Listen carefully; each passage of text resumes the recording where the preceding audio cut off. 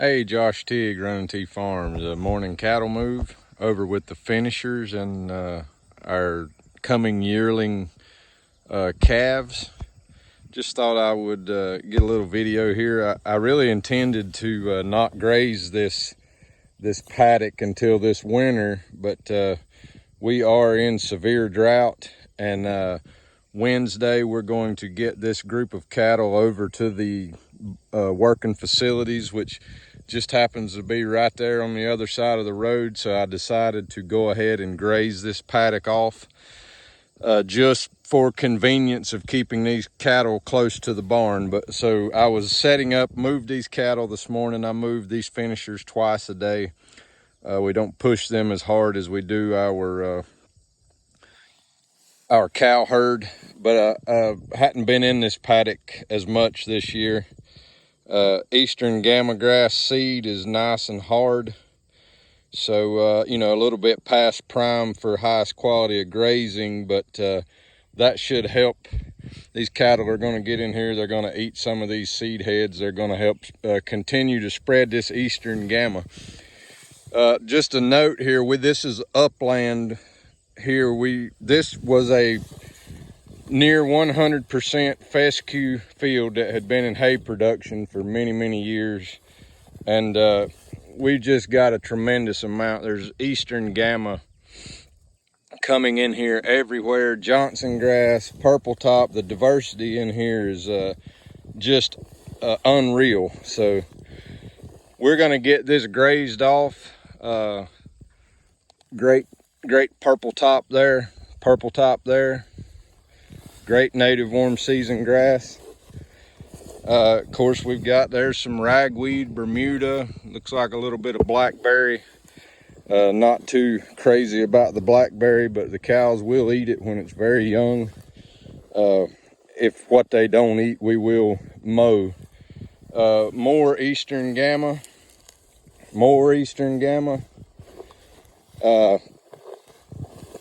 There's some buckhorn plantain. Cattle go after that real well. Of course, there's some red clover that's seeded out. They're gonna eat that, pass that seed along. But I just wanted to get a little, there's some big spots of red clover. Like I said, we have been extremely hot and extremely dry.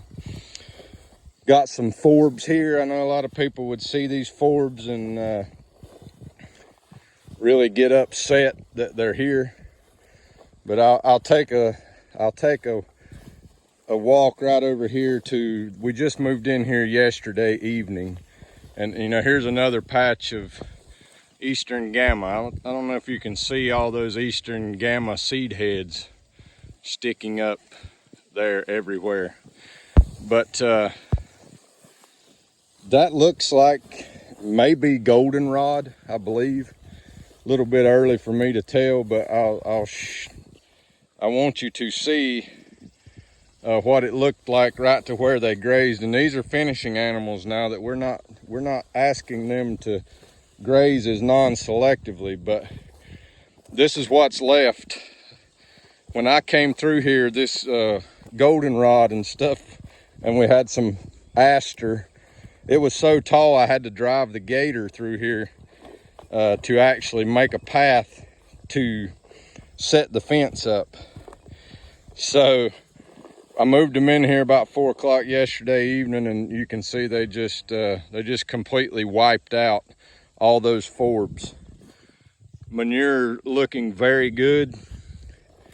I think I actually probably didn't give them hardly enough area yesterday.